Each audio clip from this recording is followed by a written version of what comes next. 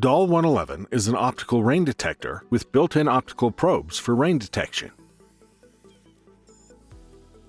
The rain detector comes with 30-meter cable.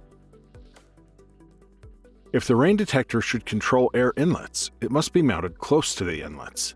Fasten the rain detector to a bracket, for example, an angle bracket. The rain detector must be mounted horizontally with the lens upwards. dol-111 should be checked for dirt on the lens on a regular basis.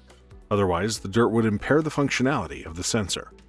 Clean the rain detector with water and a brush without using high-pressure cleaner, highly compressed air, solvents, corrosive caustic agents, alcohol-based disinfectants.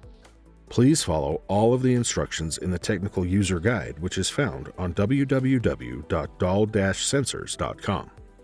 Learn more at www.dol-sensors.com.